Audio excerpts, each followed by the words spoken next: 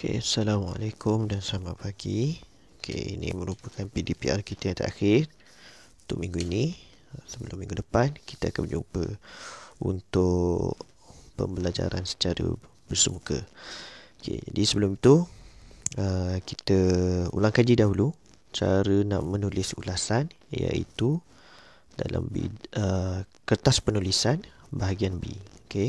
Bahagian A 5 ayat, bahagian B ulasan dan bahagian C karangan. Karangan berformat ataupun tidak berformat. Jadi cikgu tahu kita dah lama dah tinggal ulasan ni. Jadi cikgu harap kamu boleh ingat balik dan kita akan ulang kaji balik lah. Baik. Pastikan kamu ada lembaran kerja yang cikgu berikan ni. Bahagian B. Ada, kalau kita tengok, bahan yang diberikan ialah poster dan terdapat maklumat yang telah diberikan. Ada 127 pelajar keracunan dan sebagainya.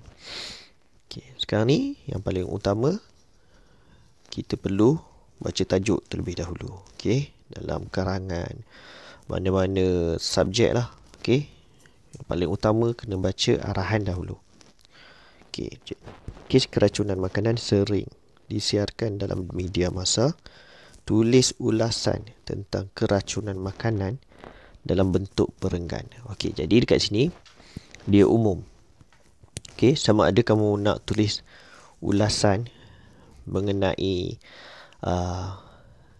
kes keracunan ataupun cara-cara mencegah ataupun kenapa berlakunya keracunan makanan tu, faktor-faktor berlakunya keracunan makanan tu. Tak terikat sebab arahan dia suruh kamu menulis mengenai keracunan makanan. Jadi dia tak tulis faktor-faktor ataupun cara mencegah ataupun mengulas kejadian pelajar keracunan ni. Bebas. Jadi panjang ulasan kamu hendaklah antara 50 hingga 80 patah perkataan. Tak boleh kurang daripada 50, tak boleh lebih daripada 80 patah perkataan. Jadi kita tengok poster dia. Keracunan makanan, bahan mentah tercemar, tidak menjaga kebersihan, penyimpanan makanan tidak sempurna. 127 pelajar keracunan muntah selepas makan mi goreng. Dan ada keratan akhbar dekat sini, kes keracunan makanan semakin serius.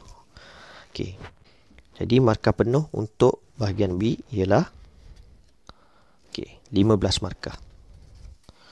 Jadi untuk dapat 15 markah tu sangat mudah. Cuma tulis saja isi tersurat, isi tersirat dan kesimpulan. Itu je. Elakkan kesalahan tata bahasa, elakkan kesalahan ejaan, kamu boleh dapat markah penuh. Jadi cikgu juga sertakan kamu dengan jadual ulasan ni. Harap kamu ingat lagi 5 penanda wacana kalau kita guna tangan kita.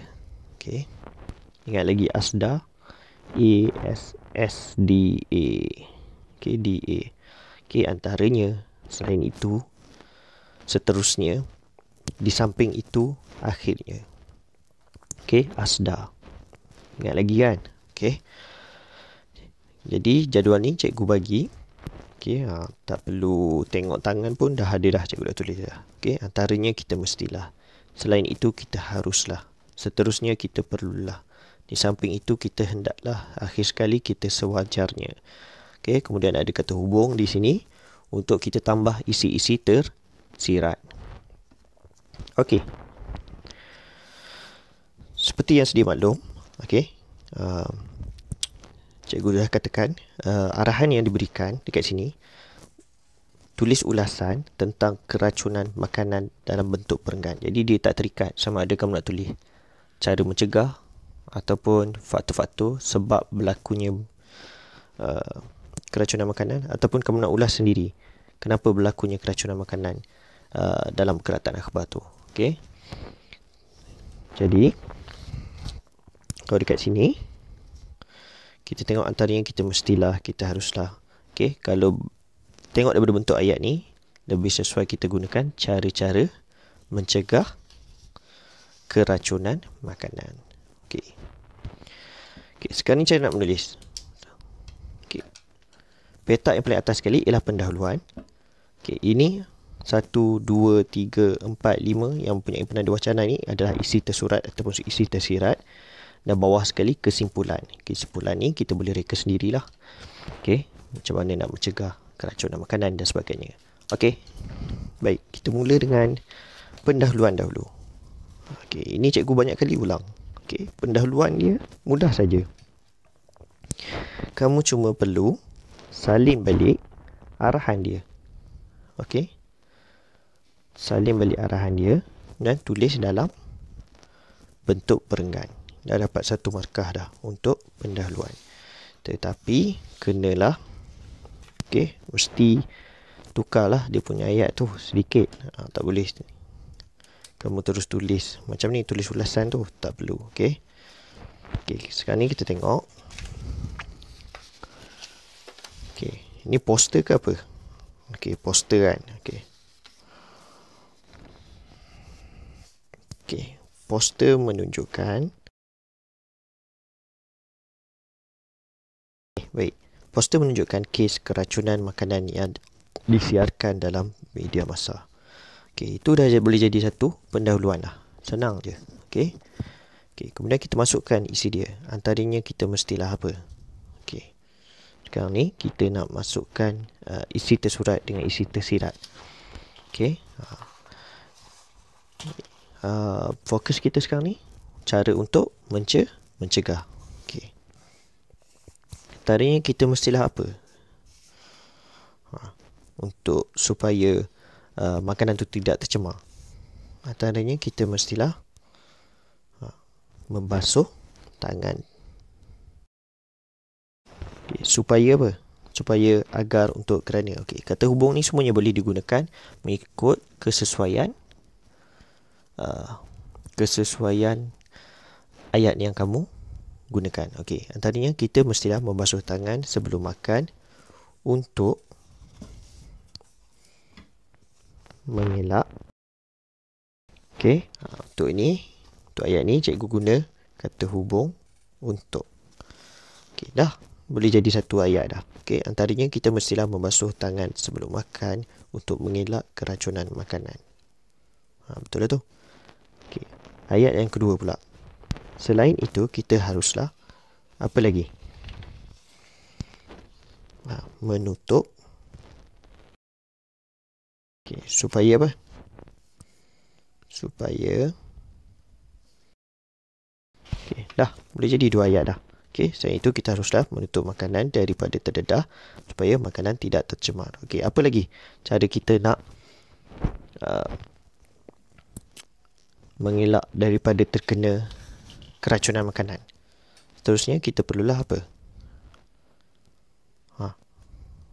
Mengelak makanan basi. Okey. Kita perlulah guna perkataan agar pula. Agar tidak dimakan oleh kita. Ini antara isi yang tersirat. Okey. Ini kita boleh panggil isi tersirat lah. Sebab tidak ada dalam petikan. Okey, boleh masukkan sama ada isi tersirat ataupun isi tersurat. Okey, jadi cikgu nak kamu lengkapkan lagi dua cara-cara mencegah. Okey, dan nasihat cikgu untuk petak di sebelah sini untuk isi tersirat ni. Okey, kamu cuma ada dua saja pun dah cukup dah. Okey, contoh antaranya kita mestilah membasuh tangan sebelum makan. Notah. Sini tak nak buat. Boleh. Tapi pastikan dalam 5 ayat isi tersurat atau tersirat ni ada 2 penerangan ataupun isi tersirat pun dah cukup lah. Okey.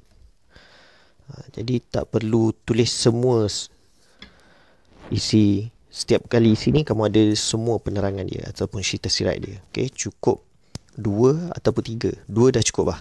Jangan banyak-banyak. Okey, kerana kita nak jaga supaya tak terlebih daripada 80 patah perkataan. Okey. Dan akhir sekali kesimpulannya, Okey, ini kesimpulan dia. Okey. Jadi cikgu nak kamu lengkapkan lagi dua ni. Okey. Kata apa tu? Oh sorry. Dua lagi ayat. Okey, untuk jadi cukup lengkap 5 ayat untuk bahagian isi lah. Isi tersurat dan tersirat. Okey, pendahuluan dah. Isi tersurat dah. Penutup dah.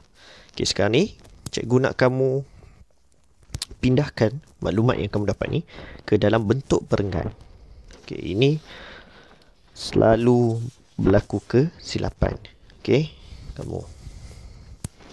Okey.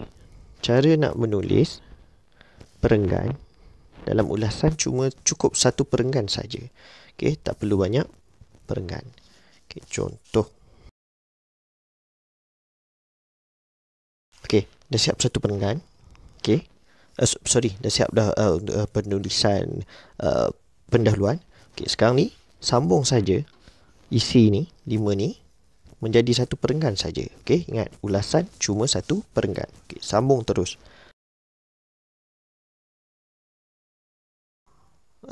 Kita dah tulis dah. Okey, pendahuluan, kemudian isi pertama. Okey, kemudian cikgu nak kamu sambung saja ayat yang kamu buat ni menjadi satu perenggan saja. Okey, boleh faham? Okey, sampai habis, tulis sampai habis. Okey, tak perlu buat perenggan yang baru. Kerana ulasan cuma satu perenggan saja. Okey, ada orang yang mengajar 3 perenggan dan sebagainya lah. Tapi untuk mudah, cuma satu perenggan saja. Okey, boleh faham? Jadi, kalau ada sebarang pertanyaan, boleh bertanya kepada cikgu secara peribadi. Okey. Tulis dalam buku karangan. Okey. Kertas ni tampal. Okey, kertas ni nanti hantar. Okey. Tak perlu tampal dalam buku. Okey. Ini saja yang tampal. Ini tak perlu. Okey, jadual ni tak payah. Okey. Yang ni tulis dalam buku karangan. Okey, itu saja. Sekian. Terima kasih.